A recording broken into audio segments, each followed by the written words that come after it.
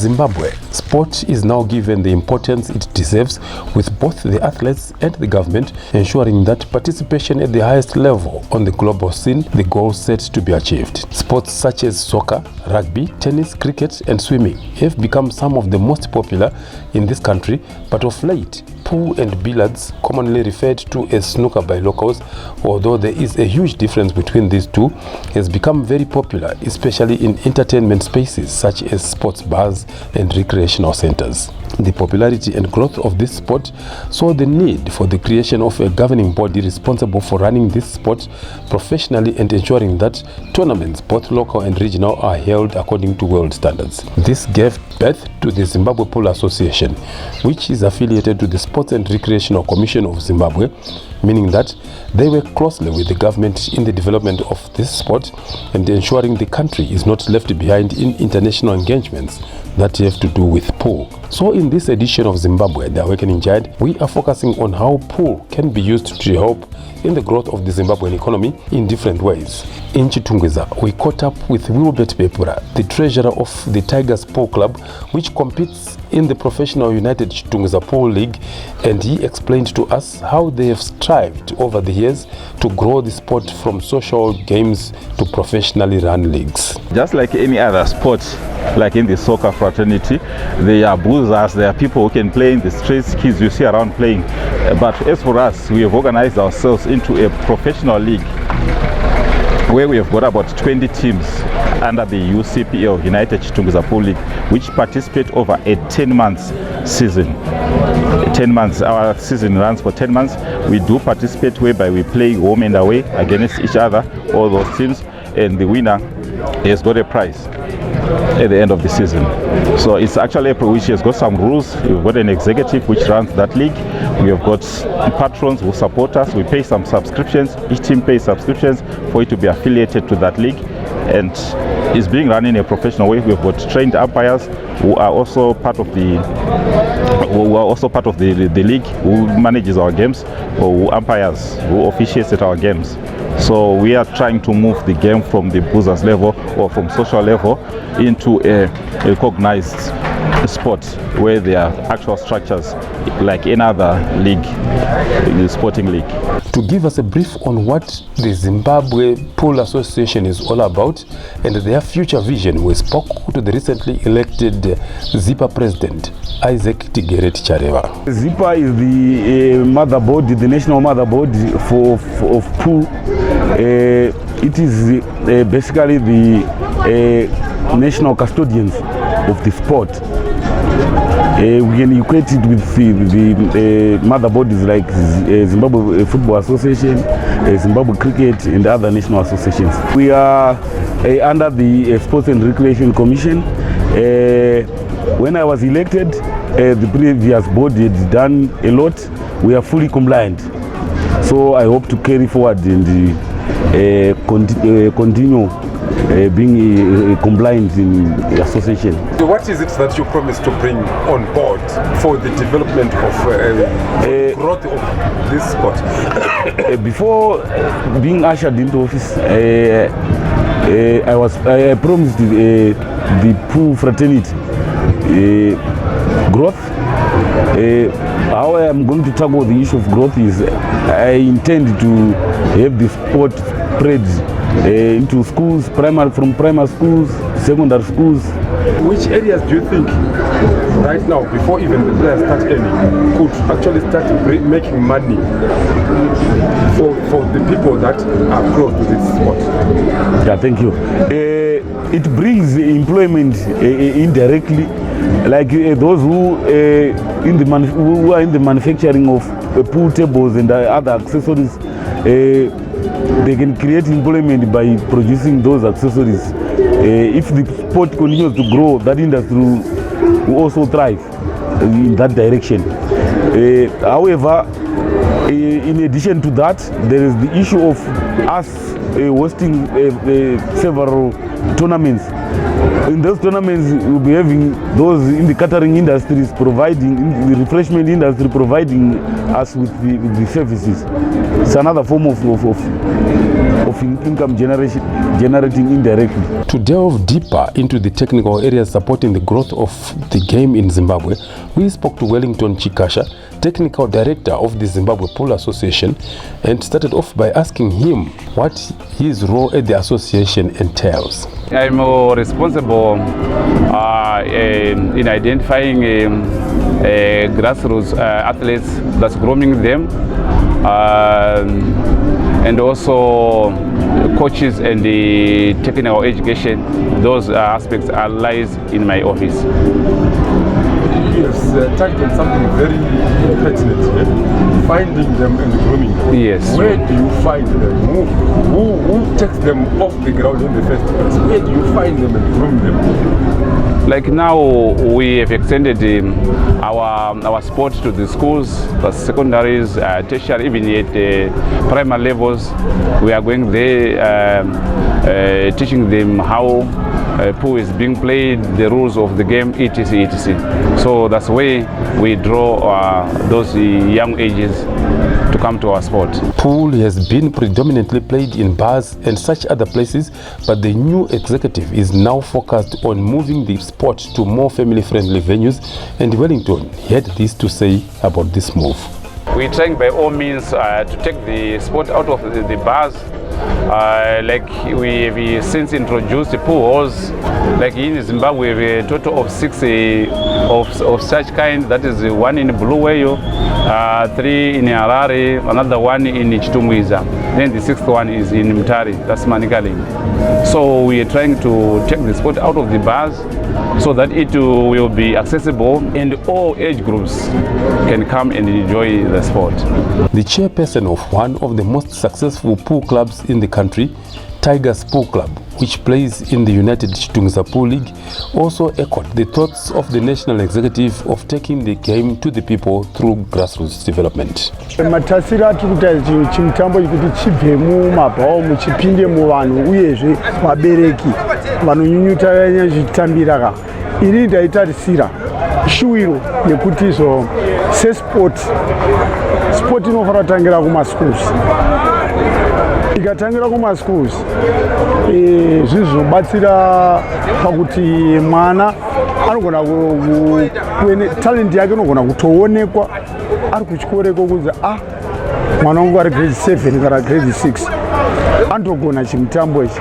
Obva chimubereka akapota achiya kuvhiziti achiona kuti handiti tine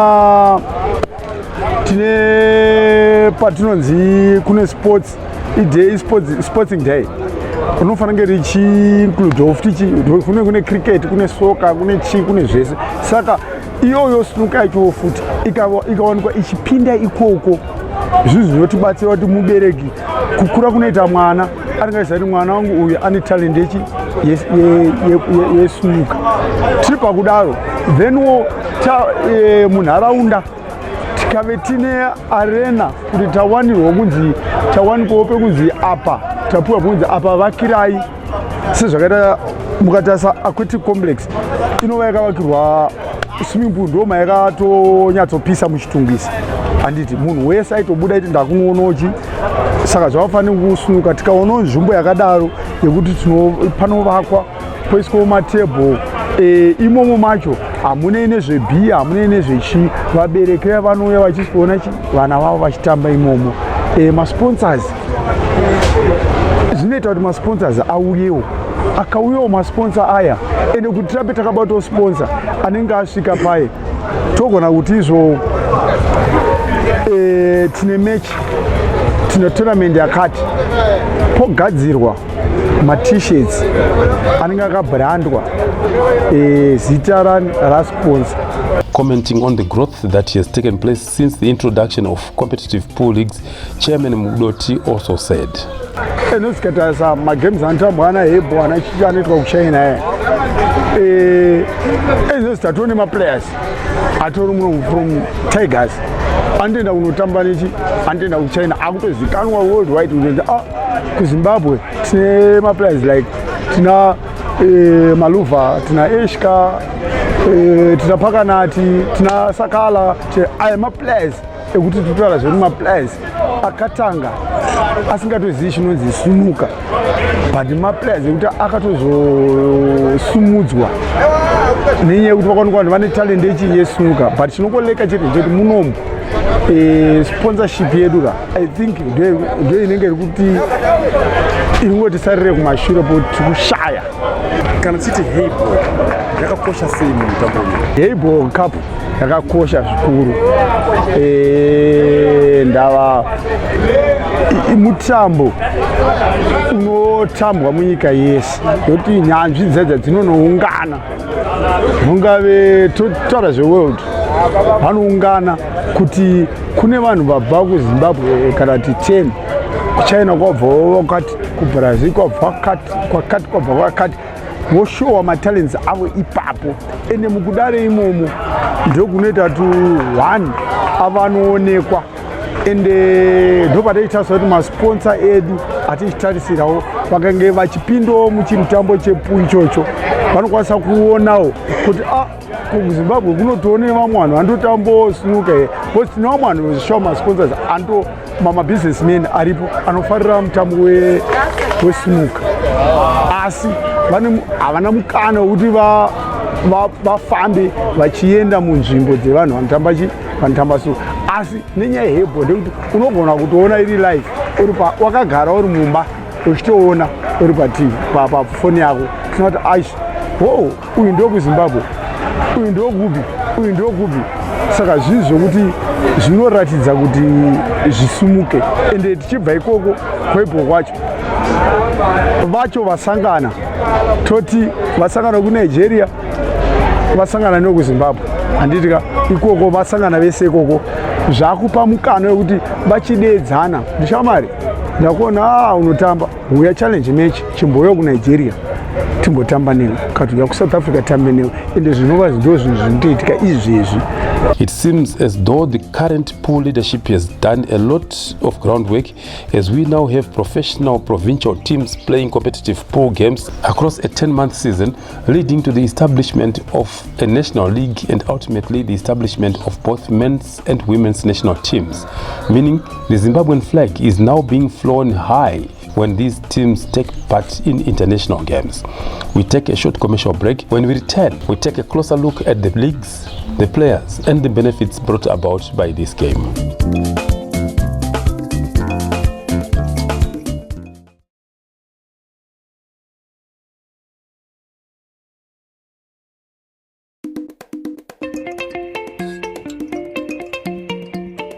Welcome back.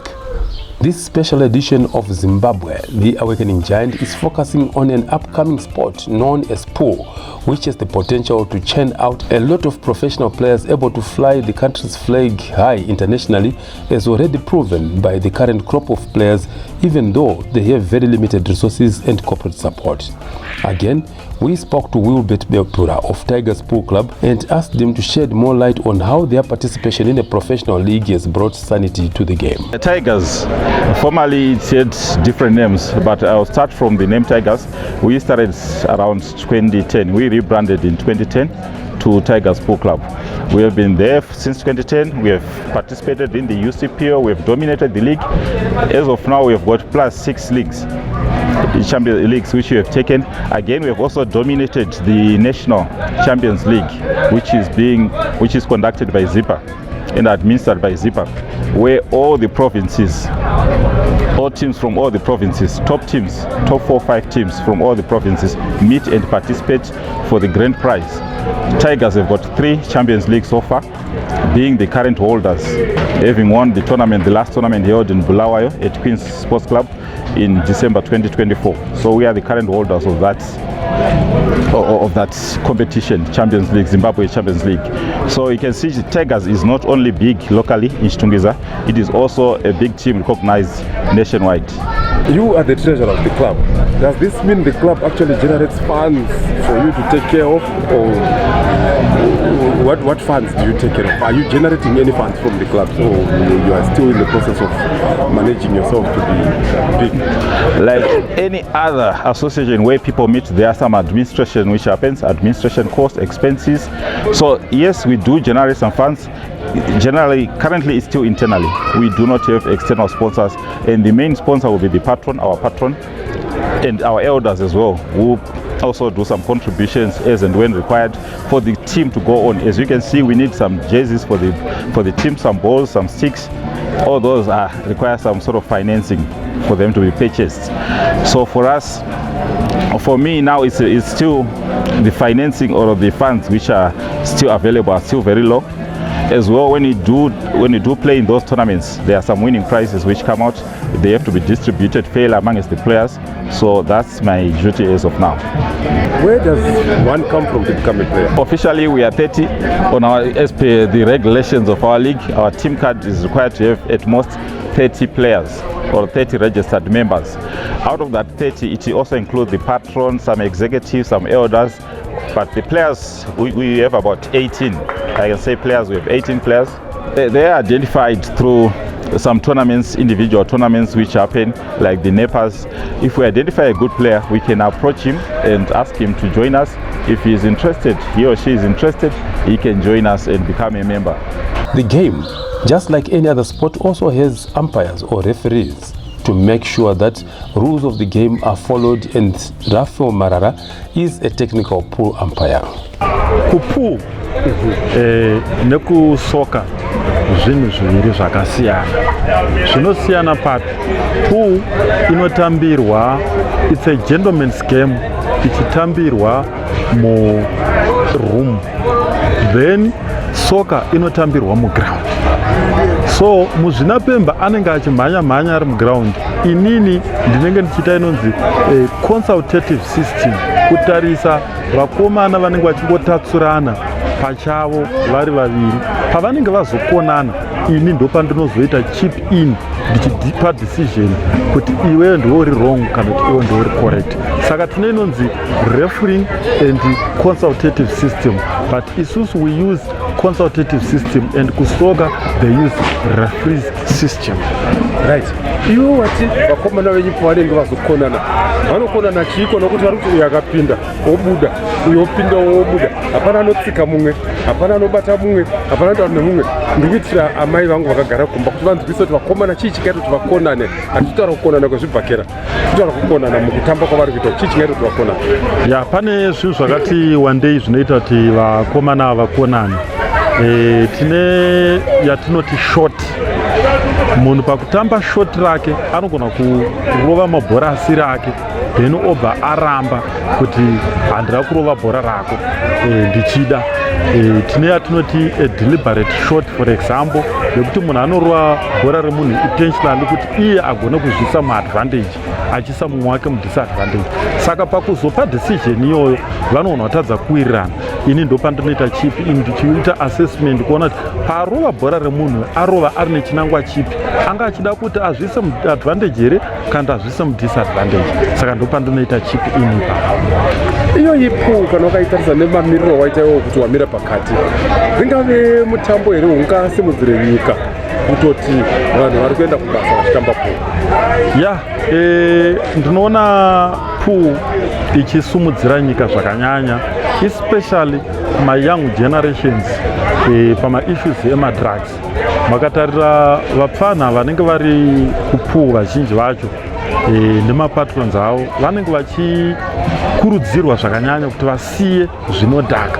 Saka chishuwo changu inini samuzvinapembe zvekare kuti dai hurumende yanga yagona kulegaliza mutambo uyu kuti uve unozivikanwa, ukwanise kuwana sponsorship yakawanda zvekare, zvokuti zvinopa kuti vapfana vadiki vari kuswera vari madrugs vabude mumadrugs, because commitment yavo zhinji inenge yamupuima. The game has not just become a platform for youths to showcase their talent and take them away from such vices as drug abuse, but it has also produced women's champions who have seen their lives change for the better. Patricia Ganya, is not just a player, but he has also become an umpire after about 30 years in the game, and earning herself the name Mudara in the process, in recognition of her immense skills on the pool table. Inini ndane 30 years ndichitamba mutambo uyu ndakakwanisa kuendesa vana vangu kuchikoro. Pa 30 years ipapo ndakazokomborerwa muna 2023 pandakaita Zimbabwe champion, ndikapiwa pool table ne 1500. Zvakachinja sei upenyu hwenyu? Zvakachinja upenyu hwangu zvakanyanyisa pakuti vana vangu pavaenda kuchikoro ndaenda ndichiwina matournaments. Pandakawinawo mari ndakapiwa neDelta 1500 ndakawedzera ndikakwanisa kutenga stand. Table yangu painonga iri vana vangu havachakwanisi kurara nenzara nekuti vanhu vanonga vachitamba vachibvisa mari. Saka zvinhu zvese zvinonga zvakufamba zvakanaka. Itori penjeni kana kuti nhaka. Wakapiwa penjeni? Ndakapiwa penjeni yekuti ndakapiwa nhaka yeupenyu. Saka munoda kuti chii kumangu madzimai maererano nekutora mikana inenge iripo? Imi makatora mukana wenyu mukazowana penjeni yenyu, iye zvino munotoziva kuti svondo parinopera kana kuti zuva rega rega ine ndakabata pondo yangu isiri yechikwereti. Chandoda kunyanya kukurudzira kumadzimai ndechekuti ngavapinde musport. Pandiri panapa ndakawina, ndiri champion. Ndakadzidzira futi kuridza, nditori international ref. Masnuka anonga atori nemarefu, ukarefura unopiwawo mari. Saka usangomirira mari yekuda kungokubira umwe munhu. Ita mari yako yaunodi yaunozvishandira wega iwe uchitonga. Pandiri panapa gore rakapera takatoenda kuSouth Africa tichitamba inonzi Heibo, asi takaenda netiketi reTigers. Ndo patakatotanga kutokwirawo ndege mushure meungorowa mabhora chete uchiisa focus. Saka ndonga ndichitokurudzira kuti madzimai zvinhu izvozvo zvinokusvitsa kure. Makatodzoka munomuchitunguza mukati madzimai ndandiri mundege. Vane vachifunga kuti kunyepa kada kuti vazvinzwe nemuromo wenyu.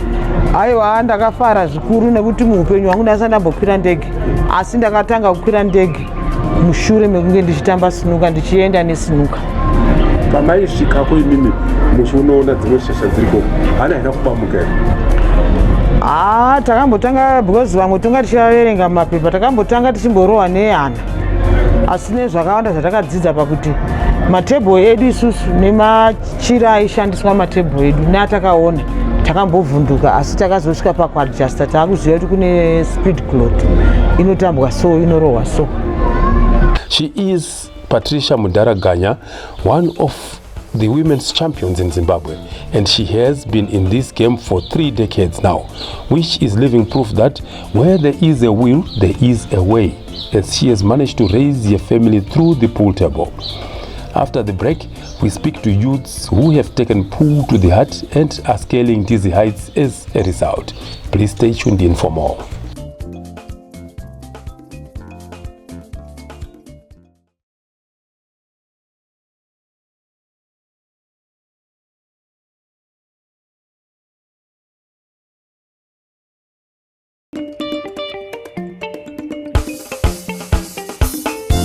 Welcome back.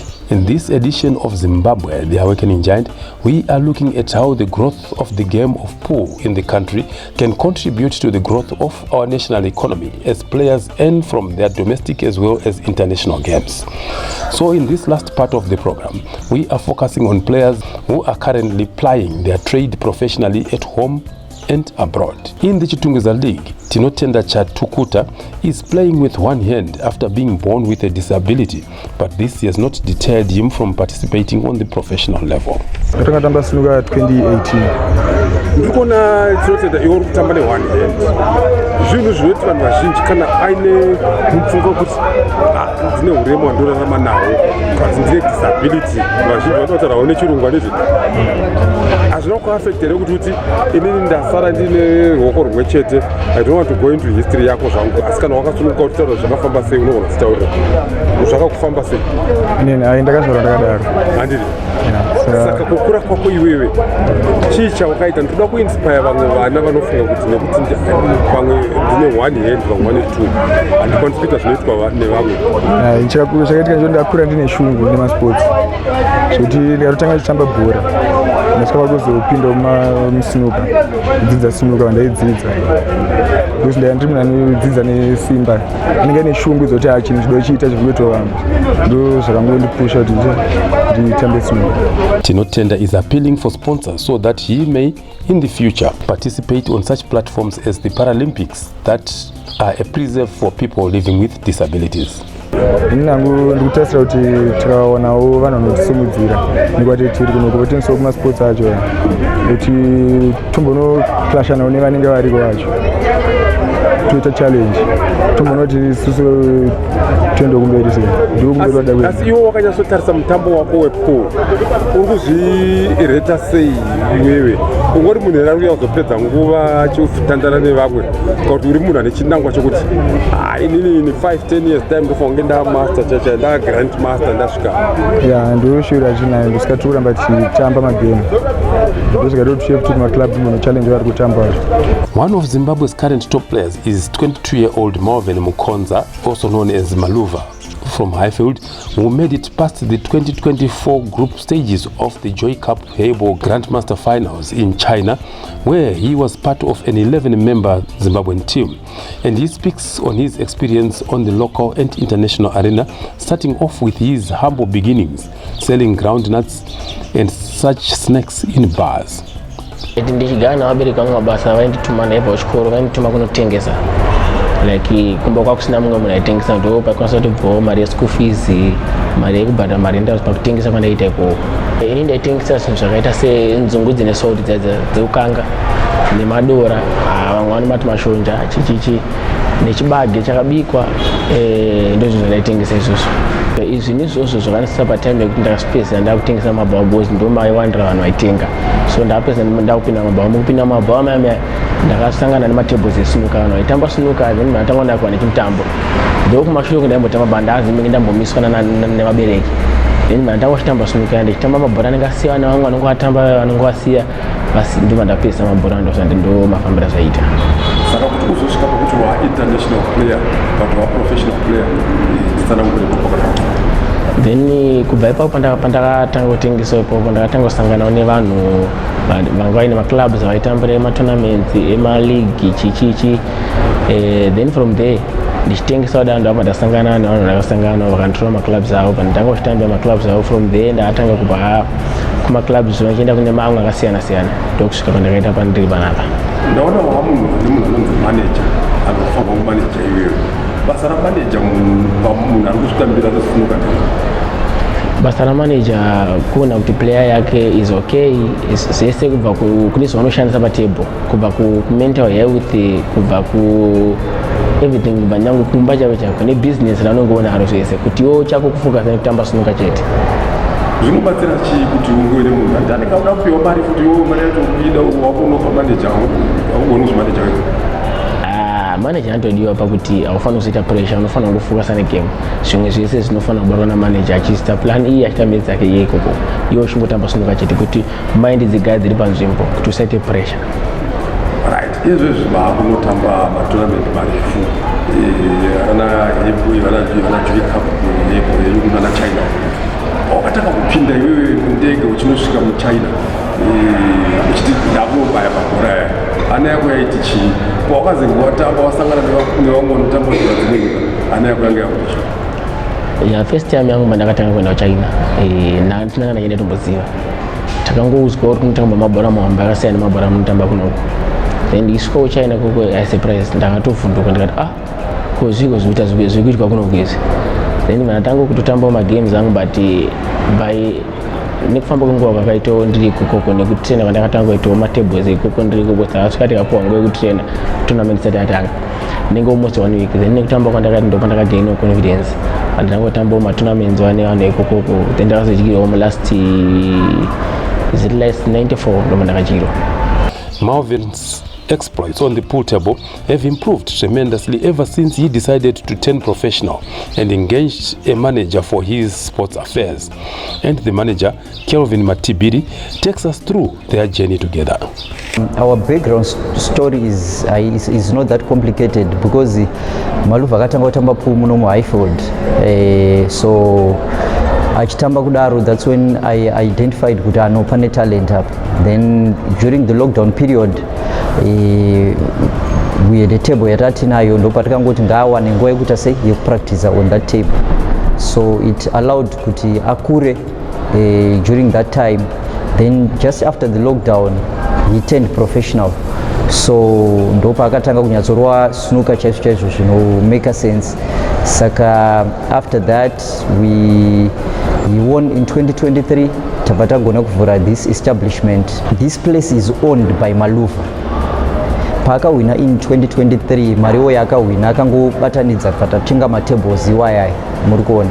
So mashandiro atinoita panapa tinovhura makiseni na8 and panapa patengeswe doro nekuti tinoda kuti pauye vana vechidiki vadzidzirewo snooker sekudzidzira kwakaita iye ari mudiki. Toda kuti vana vauye vatambe snooker, maladies vauye vatambe snooker, vanhu vechirume vauye vatambe snooker. So panapa panotendera kuti munhu wese anogona kufila achiuya kuzotamba snooker kusvika na8 o'clock manheru patinovhara. But sometimes we go beyond 8 o'clock because vamwe vanenge vabva kumabasa, vanonoka kubva kumabasa, but still vanenge vachingori neudokwa dokwa uyayo kuti ndoda kutamba snooker. On the employment creation opportunities opened up by the introduction of pool in the country, Kelvin said, panapa tine vakomana nevasikana vatinoshanda navo vatikatotsvaga kuti no instead yokuti vagare kumba, tine vasikana vatinavo vanotengesa matokens munomu, tine vakomana vanocleana munomu, tine vakomana vanorepair mastick because stick paunenge uchiita musapaipai inogona kubva tip, dzimwe dzinenge dzisina inogona kufa. Saka takatocreate employment yekuti vapfana vedu vatinavo panapa vakutogona kutogadzira zvinhu izvozvozvo. Munhu akauya achitoti putebho yangu ine dambudziko kuti haisikuburitsa mabhora akakwana, taakutokupa munhu anonokuita se anonokutarisira putebho yako. So yes, it's contributing to the economy. And also ivo vapfana vacho vari kutamba pool panapa we are having tournaments ekuti tinoita every Wednesday. Instead yokuti vapfana vagare mumastreet vachiita zvemadrugs, they come votamba tournament win $150, $160 every Wednesday. So it's a lot of money yekuti munhu akabata $160 pamwe pa week, imari yakawanda yekuti munhu akutoti kusnuka ndiri kuenda kubasa musi weWednesday wese. Zimbabwe, it is yours truly feeling that if this game is given the support it deserves and is hastily decentralized to family-friendly venues, it has the potential to grow and even overtake other sports that are dominating our calendars at the moment and earn the players big monies, especially when one looks at the prize money of US $730,000 that was taken home by the winner of the 2024 Hay Cup in China. The other challenge matches that we are seeing on social media on a day-to-day basis and the kind of following that they are commanding. We wish the new executive all the best in their quest to turn around the fortunes of the game in this country. So until next time, same place, same station, pleasant viewing.